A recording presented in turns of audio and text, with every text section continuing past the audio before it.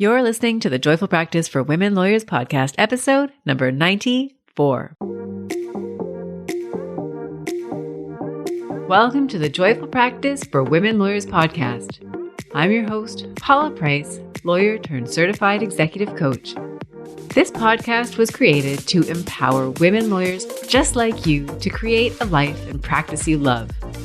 Join me every week for a break from the hustle so we can focus on you, what you truly want, and how you can create it.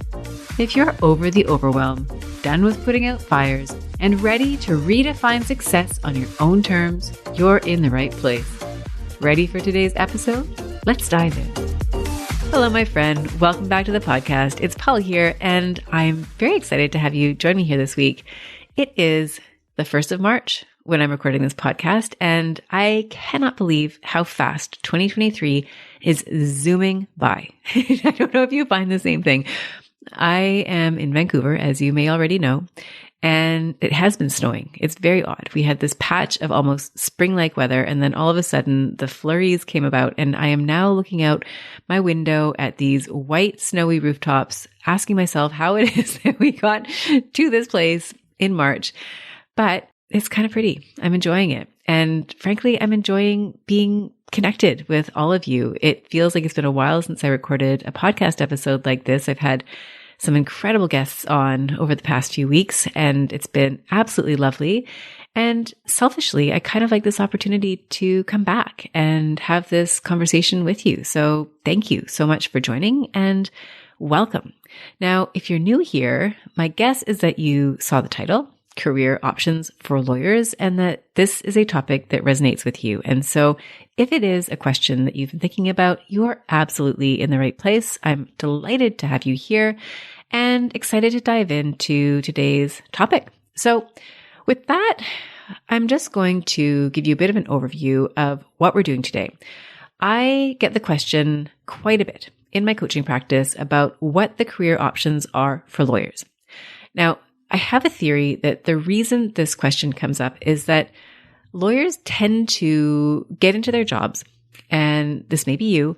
You are very busy. You're busy practicing, dealing with client matters. You are trying to squeeze in your personal life, and maybe you find that you're surrounded by lawyers who are doing the same thing as you. So if you're at a firm, if you're in government, if you're in nonprofit, wherever you are, chances are a large part of your professional community are doing the same thing. And you may find that there's a lack of information. You may feel like you really just don't know what else is out there.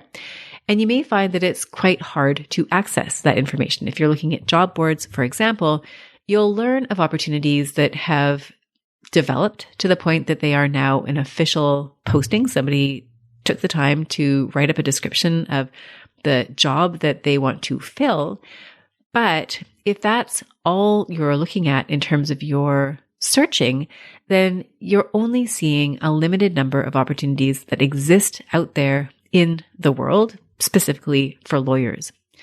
Now, it may also be that you start doing some looking, and the initial discoveries that you make are not all that fruitful. You might learn of other opportunities, but you don't necessarily like them very much. And so you don't know if these are opportunities that you actually would want to pursue. It may also be that you simply don't know what you're eligible for. You might see that there are opportunities for lawyers in different practice areas, or maybe they're in-house opportunities or opportunities at an organization. And you think, I'd really be interested in knowing more about that, but I don't even know if I'm qualified to apply for that kind of job. It might also be that one of the reasons this is challenging for you is that to this point, everything in your career has been fairly lockstep. And by that, what I mean is you applied to law school, you got in, you got your amazing marks. You then went on and found a beautiful position through a process at a firm or organization. And within that organization or that firm, there's also a certain process. And so much of your professional life has been fairly formulaic. I don't mean to make it sound simple, but you've been responding to what is made available to you, what has been offered to you. And the process of going out and stepping off the beaten path might be one that is just foreign to you. If you're used to being a good student, getting straight A's, showing up at work, making your bosses happy, making your clients happy, then you might find that it's really difficult to take that hat off and do something where you all of a sudden are the person who is creating that opportunity. It's a little bit of a different skill set. So these are all challenges that I see come up with lawyers who I have spoken with. And so what I wanted to do was to create a resource that would help you if you're thinking about the jobs that you're in. Maybe you're not 100% happy. Maybe you know it's time for something else. I wanted to give you a nice, easy, quick resource that would help you to hopefully make some progress. So with that, I'm going to dive straight in and I'm going to offer some ideas for what to do if you find yourself in the situation where you're looking for career options in law. Now, first of all, the first point of advice perhaps that I want to offer you is to get a really good grip on your values, your likes, your dislikes, your strengths, your goals, and your fears. Now, this is true regardless of what stage you're at in terms of your career. You might be a student listening to this podcast episode and you're thinking about your very first job and what you want that to be. And before you start looking at what is made available to you, I highly encourage you to do this work, to do this reflection work where you think about yourself and what do you value? Think about, if you are already practicing, you've been practicing maybe for 5 years, 10 years, 20 years, you will have a series of what you might refer to as breadcrumbs. Indications over your past work experience where you've been really happy, things that have been really fulfilling, challenges that you've really enjoyed. And on the other hand, you may have aspects of your work that you really did not enjoy. So for example, I was speaking with a lawyer who knew she wanted to leave law and was pretty convinced that she wanted to move into more of an HR type position. And the way that she knew that was because if she looked back at her career history, her legal experience and her non-legal experience, it was the people management and the working with people and the teaching and the training that was most enjoyable for her. So she knew that in her next role, she wanted to incorporate more of that. Now for you, you might find that there's a particular aspect of your practice. You might be really drawn to the advocacy component of your litigation work. For example, you might be really drawn to the idea of being able to reach individuals and make a big impact on their day-to-day life. You might think about working as part of a team and how that's really rewarding for you. There are different aspects of your work that are going to stand out as things that you really enjoyed. There are going to be aspects of your work that stand out as things that you really did not enjoy. So before you start looking at a list of career options for lawyers, I invite you to do that work and get to know yourself. And when I work with lawyers to help them make the kind of transition that we are probably talking about here today, the transition from point A to point B, whether it's staying within law or leaving law or going from one organization to another organization, before we do anything, we spend a lot of time doing that deep dive. And so this is a process that you do not want to skip over. All those job postings will be meaningless. Those informational interviews, they will not have that same effect if you don't know where you're starting from. So that, my friend, is your first step, is to get really, really clear on what it is that you are looking for. Now, once you have gained some clarity in that respect, then you're going to want to start looking at the options that are available to you. Now, as I mentioned, the problem may not be that there are no options out there for you. It may be that there are options, but you may not really like those options. And sorry, forgive my sniffling. I've got a bit of a cold, which I haven't had in a long time, but maybe you're like me and you had periods during the pandemic where you were so locked up that you didn't have a chance to catch a cold. And now all of a sudden it's like cold season. So anyhow, forgive me if I start sneezing or sniffling during this podcast episode. When you are looking at your options, what we all need to appreciate is that where you are right now may not be the place that you absolutely love, but it's familiar to you. It is the devil that you know, for lack of a better word. So you know the people, you know the expectations, you know the work, you know what you're in for. And if you go and make a transition, if you move into a new position, then you're going to step into something that is less familiar. And so there may also be consequences, good and bad, that flow from you moving from point A to point B. So some of the considerations that come up often among lawyers that I'd invite you to reflect on are, and I've got a list here. Number one is financial. So this can work in both directions. You may be in an environment where you're very well compensated and the options that you look at are not as well compensated. And so part of your decision-making process may be, what happens if I leave this lucrative position and I take one that is less lucrative? What are the implications that that is going to have on me professionally in the short run, long run, your family, your long-term options? And so that's a real consideration. It may also be in the opposite direction. You might be looking at a promotion. Maybe you're going from associate to partner or some other promotion within your organization. And actually, the compensation is going to be greater. And that may invite some happy consequences. It may also come along with an increased level of responsibility, and that may have implications on other aspects of your life. So that first consideration is likely to be a financial consideration. What is within the realm of what is doable for you?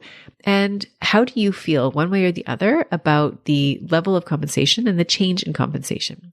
It may also be that the financial equation that you're thinking about is related to starting your own practice, for example, where you're going to be having a short-term dip perhaps in your income level, but over time, your income level will move back up and possibly exceed where you were at or where you're at currently, but you're going to need to plan financially for making that transition. So these are all questions. And for you, when you think about making a transition, you're going to want to ask yourself the questions that are relevant to you in terms of the financial implications of any transitions that you might be making. Another consideration are skills. So the skills that you have currently may be adequate or more than adequate in your current position. And if you move into another position, what will you need to do? Now, number one, there are your transferable skills. What are the skills that you've now built up that you can use in another domain? And what I'm going to do is put a link in the show notes to some lists of transferable skills. The Canadian Bar Association has a fabulous list. Life After Law has some fabulous lists of transferable skills for lawyers. So I'll link to that. I'm not going to go through them in today's podcast episode, but what I would invite you to think about here is, what are the skills that you already have that will set you up for success in another position? And also, what are some of the skills that you may not have that you'll need to have if you want to move into another role? A third element to think about is the social aspects of your job. So for example, if you love your coworkers, you may find that that's a really strong motivator to stay put. Now, if that is the case, then I would just like to plant a seed for you that sometimes you may be in an organization doing role A, and you may think that there's no other place for you within that organization. But if you're a valued member of the team, then they may be willing, that organization may be willing to create a new role for you that doesn't currently exist. So that might be an option for you, is to think about what gaps there might be in your existing organization. If you love the people and you don't want to leave them, but you really don't want to stay on in the job that you're currently in, think about whether there are options out there within your organization that don't exist. And I have seen this happen numerous times. And so it is absolutely possible. The question is it something that would be desirable for you? And is it something that would be desirable for your organization? So going back to this area, social, you might think about what role your professional social life plays in the bigger picture. And do you want to be in an organization where there are a lot of people? Do you want to be working with teams? Do you want to be working in an environment where you have a lot of contact with your clients? Or do you prefer an environment where you have more solo time? Do you like that working behind closed doors type of atmosphere? So that's going to play a big part in your decision making. In the world we live in now, where there's the hybrid work arrangements, there's the in-office, there's the at-home, there's all this flexibility, that might be another consideration for you. If you have a great deal of autonomy and flexibility where you are right now, you may need to give some of that up to go to another organization, or vice versa. You may find that the place that you're at right now simply doesn't allow you to have that flexibility. And so you might seek out an opportunity where there's more flexibility. And I know for myself and for lawyers who have young families, that flexibility component can sometimes be one of the most, I want to say, it allows you to breathe easier knowing that you have the option of potentially working from home if your little person has to call in sick from school that day. So these are all considerations: financial, skills, social, flexibility, substantive areas of law. So what it is that you are currently practicing. Do you want to keep doing that? Or is there another area that you'd prefer to explore? And if so, how do you want to go about doing that? And what are some of the potential upsides and downsides of doing that? So if you're a litigator, for example, and you think you want to take on solicitor work, what might that look like for you? What do you think that you might enjoy more about a solicitor's practice? What are some of the things that you might be giving up? So you'll want to give some thought to that. The next item on my list is status. So you might find that you have a particular status within your organization. Even if you've been there for a number of years and you've developed a reputation, you might have to give that up and start over at square one with a brand new organization. And that might be a trade-off that has influence over whether you want to move forward. It may also be if you're thinking about leaving law and you've associated yourself very much as a lawyer. If you move away from that identity, that can be something that is quite challenging. And I know I had my own transformation, I suppose you could call it, or my own transition from practicing lawyer to non-practicing lawyer. And I did have some work I needed to do there just to think about what that meant, to go from lawyer to coach. And so for you, you might find that there's some work to be done going from lawyer to some other role. And then finally on my list, I have risk. So there's going to be some element of risk just no matter what, if you transition from one position to another. There's going to be greater risk if what you transition to is quite different from what you're doing, or maybe you're going into a startup, or you're starting up your own firm or your own organization or your own business or whatever that might look like. And so that's another factor. How much risk are you willing to tolerate? Are you willing to take on in order to change from where you are now to where you want to go? So those are some of the considerations that you'll want to think about. And now I feel like there should be a drum roll here because I'm going to just list out options.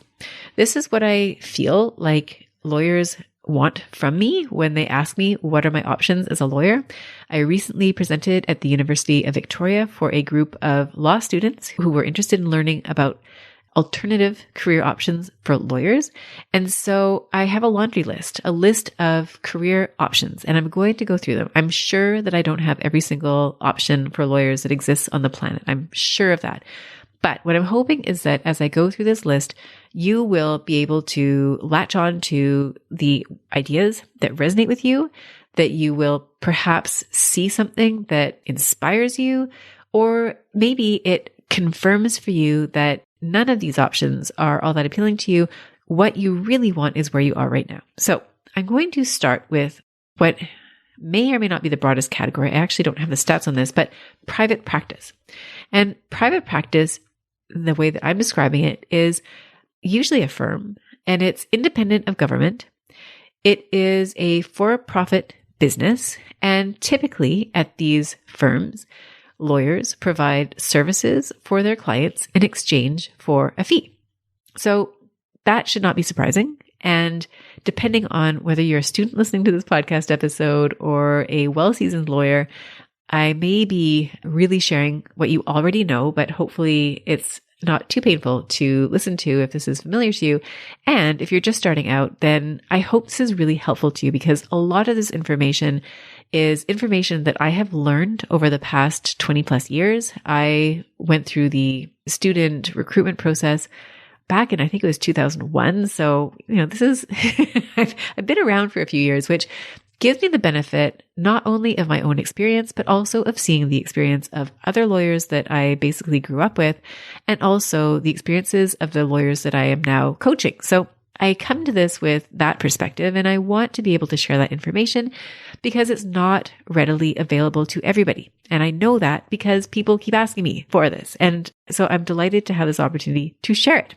So going back to where we started, private practice, there's a very broad range in the realm of private practice firms. They range from a solo practitioner doing it all on their own to big multinational firms where there are thousands of lawyers who offer all types of legal services across the world. There is a huge range. So if you're looking at some of the firms at the smaller end of the spectrum, the solo firms or the small firms, what you will very likely find is that they are often niched to a single practice area or a primary focus. So it might be a family law firm, it might be corporate, it might be real estate, it might be wills and estates, it might be employment.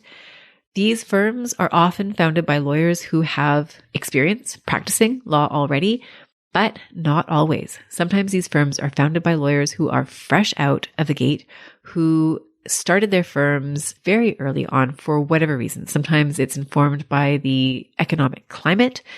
Lawyers who came out of their articles back in the global financial crisis, so around 2008 or 2009, there are some really interesting success stories of clients who were not able to secure associate positions. And so they started their own firms, and those firms have grown. So you can do this out of the gate. You can do this a few years in, but this is an option for lawyers. Typically, if you take this route, you have an entrepreneurial gift or interest. So that is going to be a part of your world. The entrepreneurial aspects of it include the marketing of your firm. It includes the setup. So all the admin and dealing with trust accounts and knowing what you need to do to be onside your law society obligations. All of that comes along with the solo to small firm practice, particularly depending on your role. If you're the founder, you will take on more of that versus if you hire on a lawyer. If you're that lawyer coming on as an employee, you'll play a different role. But if you're starting that out yourself, then it's a really interesting opportunity to indulge your entrepreneurial spirit. And some of you out there have that. I know you do. Some of you do not have that or do not want to do that, in which case may not be the best option, but it's certainly an option. And there are a number of small and independent firms out there.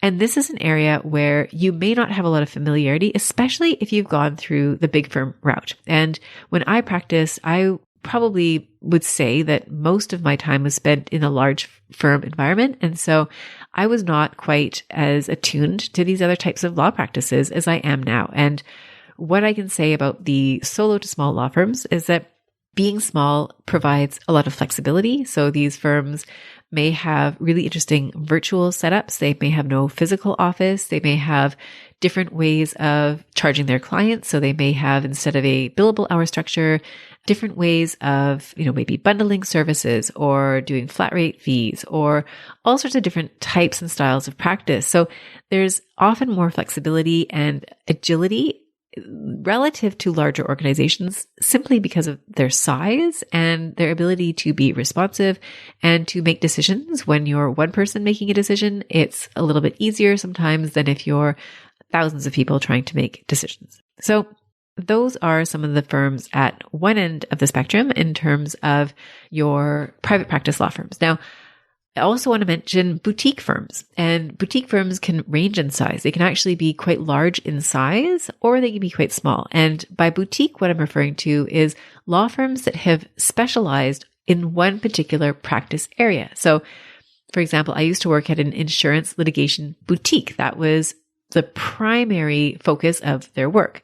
They have since gone on to expand their services. And so other law firms might be a litigation boutique or an employment boutique or a securities boutique. So if you hear the word boutique, chances are what that means is that it's a firm where they have niched themselves into a specific practice area.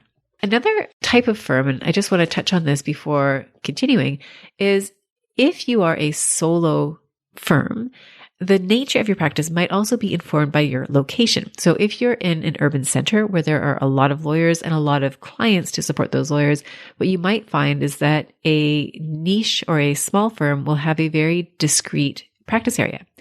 Versus if you go into a more rural environment, what you might find is that the law practice, the small or solo firm, is practicing in more different practice areas. And that may be because there are fewer clients in the immediate surroundings. And so the lawyers there may have adapted their practices to serve in a greater number of areas. So just a thought to keep in mind.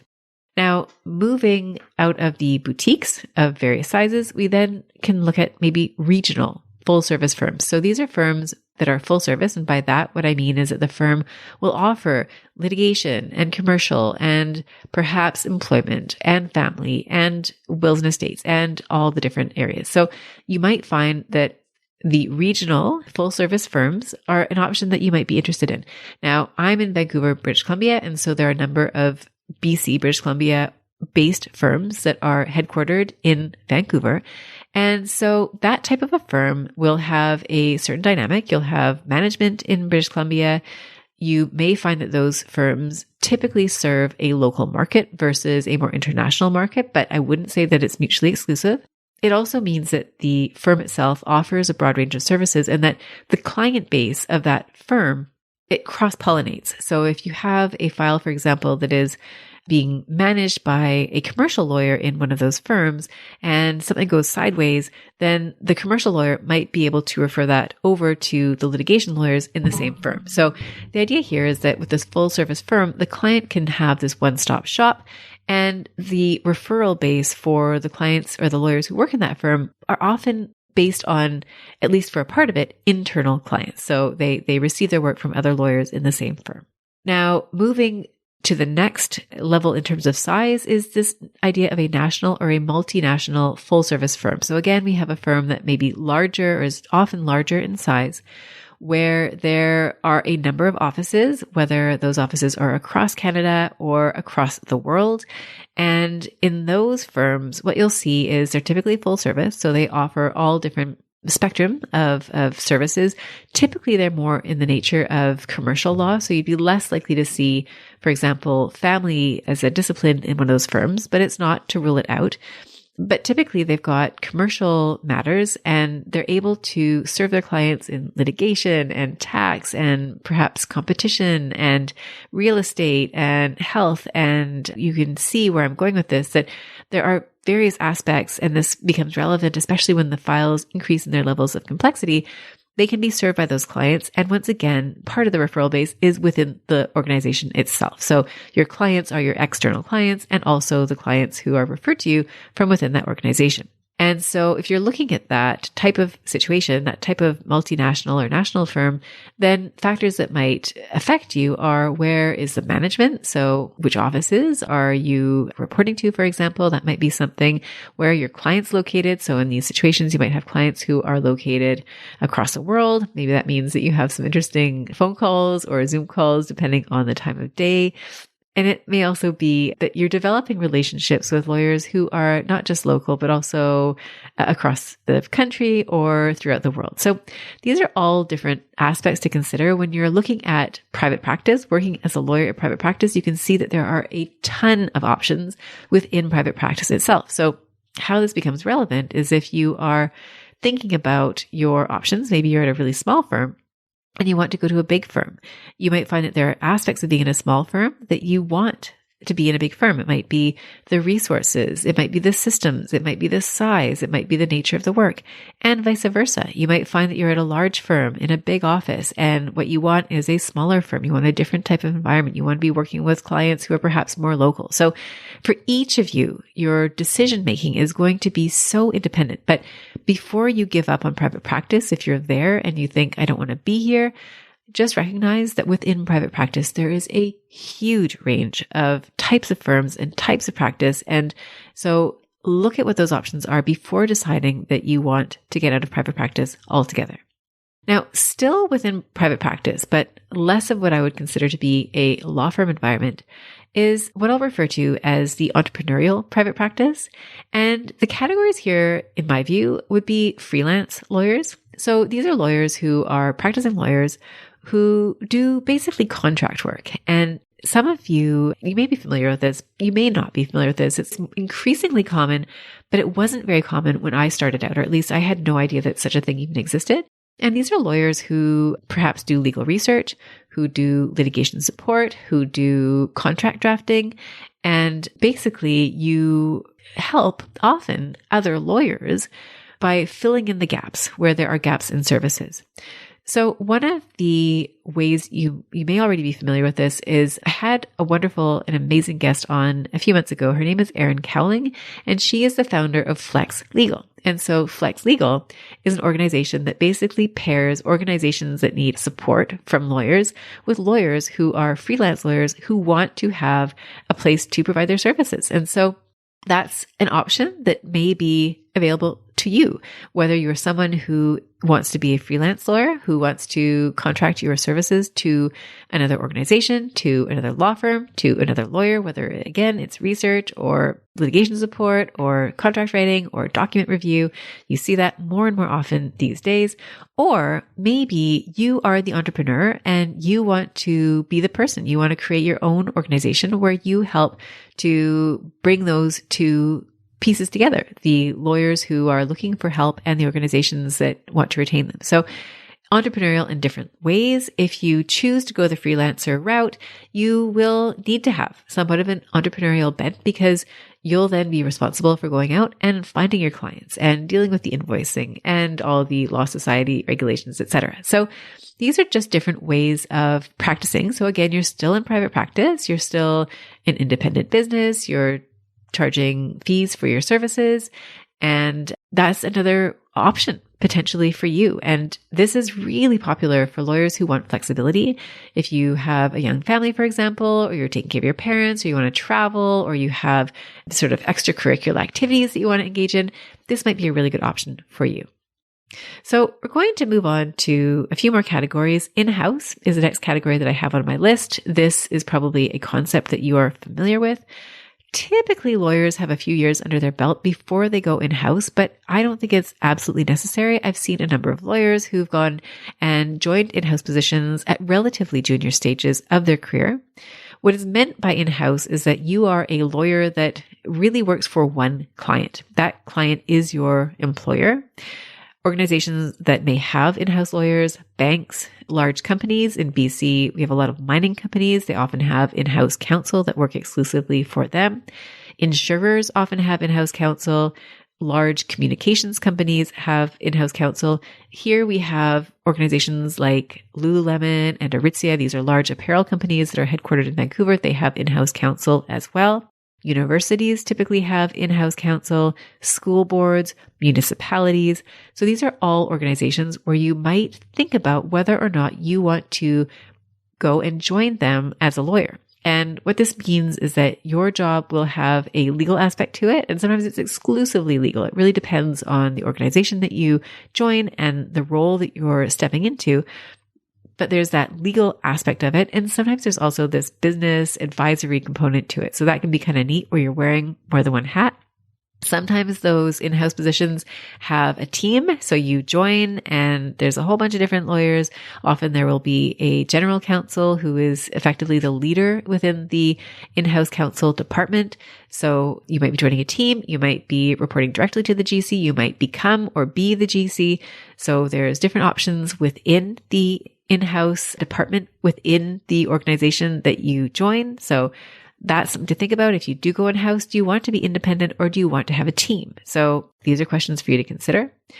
And from a career lead-up perspective, in-house positions, I think, often open up for solicitors, perhaps more frequently than they do for litigation lawyers. But I do know of litigation lawyers who have gone into in-house positions. So solicitor, you can see how if part of that in-house role is dealing with corporate minutes and corporate filings and all the things that solicitors do. And I'm sorry, I can't list them because I truly don't know what they are, but you go in there as a solicitor, then you can see what that role would look like. From a litigator's perspective, where I've seen litigators work in-house is often if they are dealing with a company where there's a number of litigation matters. And so the role of in-house counsel can sometimes be overseeing the different litigation mandates, instructing the external counsel, and maybe sometimes taking on some of that litigation work for the organization. Again, it depends on the structure. So going back to our list, we talked about private practice lawyers. We are now talking about the in-house, which may also be considered private practice in the sense that these are often private companies, not always, but sometimes they are.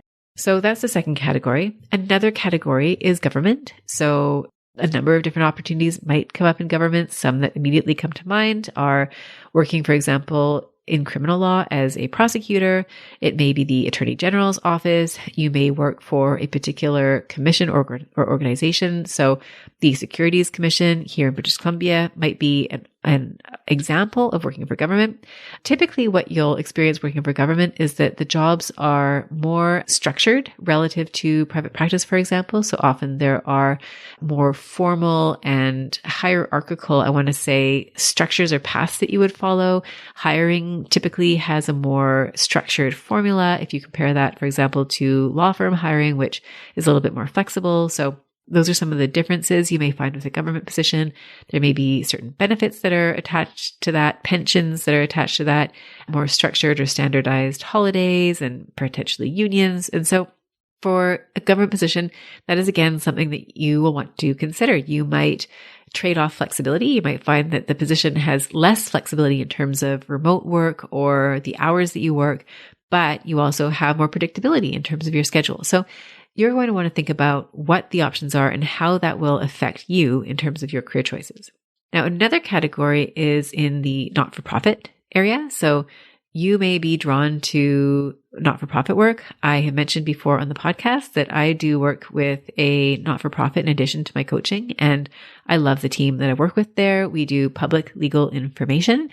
And so you might find that you're drawn to that type of work. And there are so many different areas that are covered within the not-for-profit realm. There's environmental issues, there's women's rights, there's disability, there's poverty law, there is education, whether it's legal education for the public, whether it's legal education for other lawyers.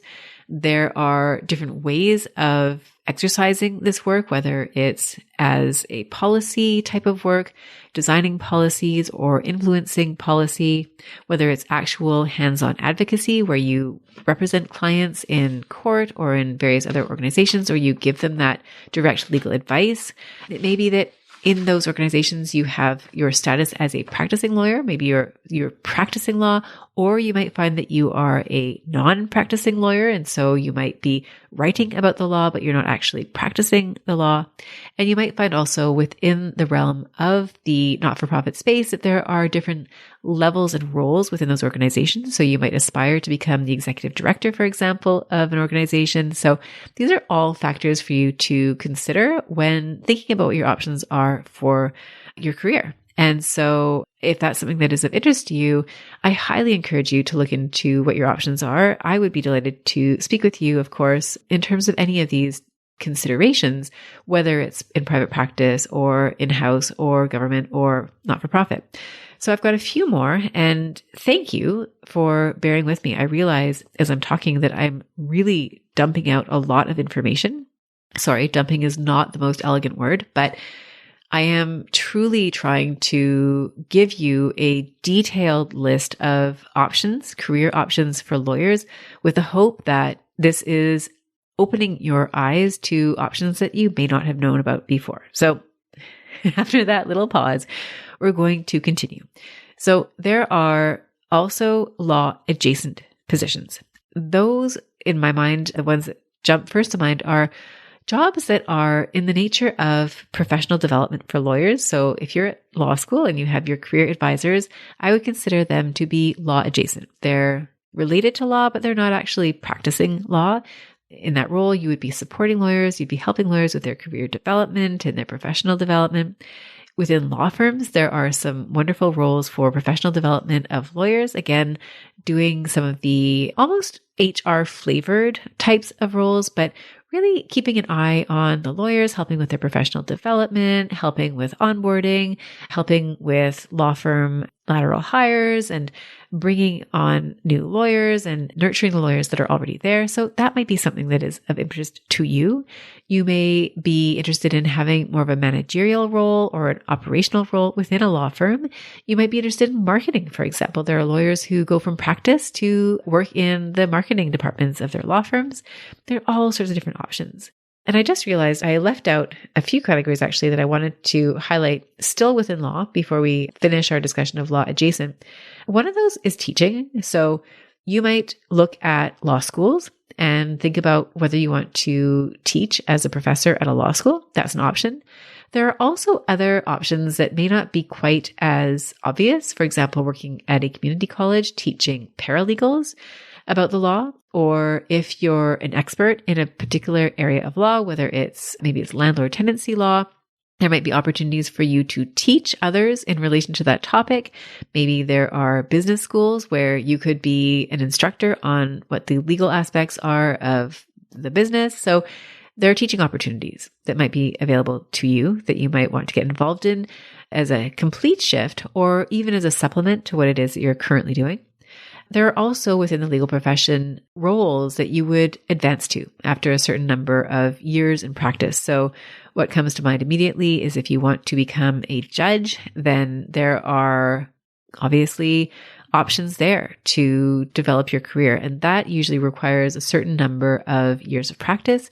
It typically requires an application, and depending on where you are, you'll want to get your hands on the application so that you can see what will be required of you. And that's another way that lawyers may choose to build their practices. And I've worked with lawyers who are doing that, who want to put their name forward or who have put their name forward. And so you might want some support in terms of moving forward in that direction for your practice. And you may want to be an adjudicator. So you may not necessarily want to be a judge, but in a court of law, but you might want to be somebody who is an adjudicator in an administrative tribunal. So that's another way of maintaining a legal practice, but in more of that adjudicator role versus in that lawyer role. And sometimes you can do both. You can take on a position within a particular tribunal where you're rendering decisions, and you're also maintaining some sort of a practice in addition to that. I should also mention mediation. So for a number of you who maybe you already are a mediator or you have a part of that in your practice, but for a lot of lawyers, especially once you've accrued a certain level of experience, you may want to move into that mediator role or have mediation as a part of your practice. So as I'm talking, I'm thinking of even more ideas, more ways that lawyers have distinguished themselves, that they have supplemented their existing practice. And so I think the question for you listening is, okay, there's a practice that you have now. Is there room to grow in your existing practice? Could you bring in components of mediation? Could you bring in an adjudicative role within your existing practice?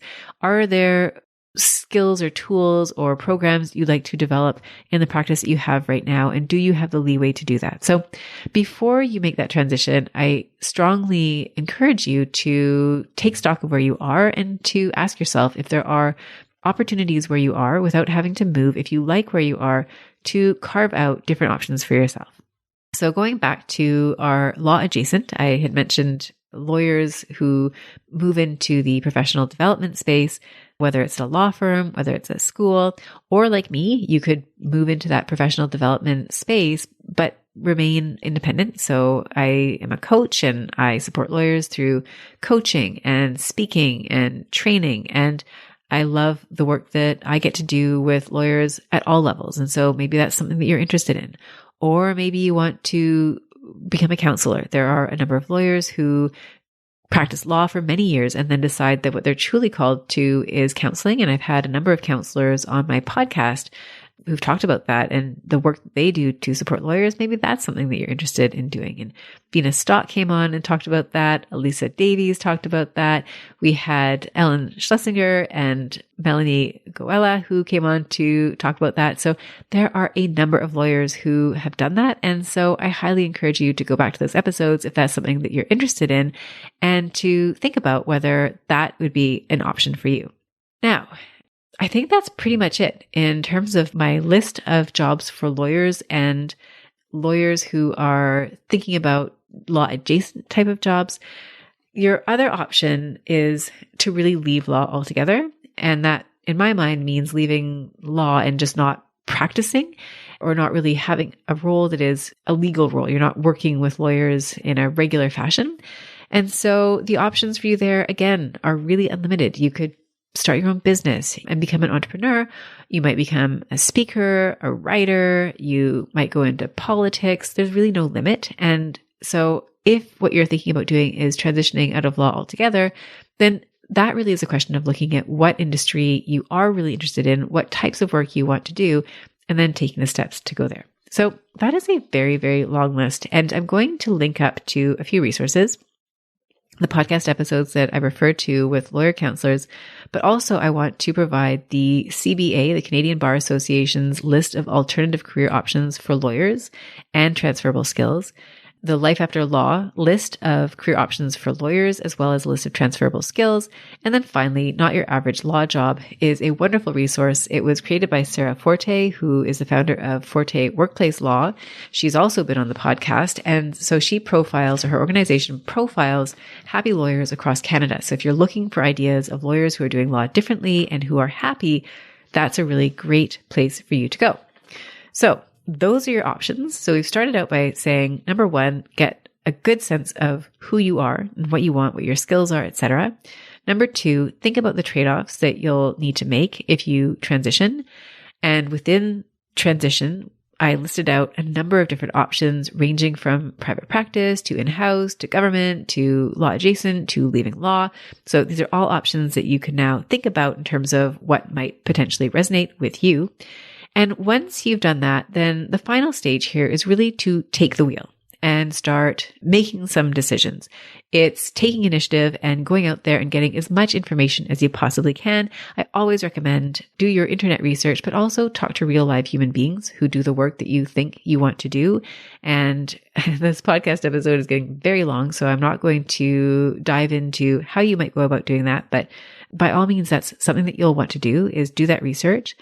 And you will want to really make your move from a place of you being the decision maker. So I spoke earlier about how for some lawyers, the challenge that you face is that everything has been set up in advance. There's tests that you need to meet. And as long as you keep meeting those tests, you keep moving forward in what is an already established system. And so if you're making a transition and you're jumping out and you're getting out of that path, that's going to require that you get really clear about what you want to do and get really clear about how you're going to deal with the situation where you're no longer in that lockstep path. So that's some work that you're also going to want to do. So that, my friend, is today's podcast episode. I think this is a wonderful exercise for you to go through if you are questioning where you're at right now or thinking about what else might be out there for you. If you would like support in this process, I am, of course, delighted to help you with that. I work with lawyers one-to-one. I help you navigate this process. So by all means, please feel free to reach out if this is something that you would like some help with. And for all of you, I just wanted to say a big thank you for tuning in today, for your support throughout this podcast. If this topic resonates with you, then please let me know. I'd love to hear from you. I'd love rating on the podcast, 5-star, if that's truly how you feel, and comments if you have any. It helps other people find this podcast episode or this podcast period. If this podcast episode is one that you think one of your colleagues or friends would benefit from hearing, then please absolutely share it with them.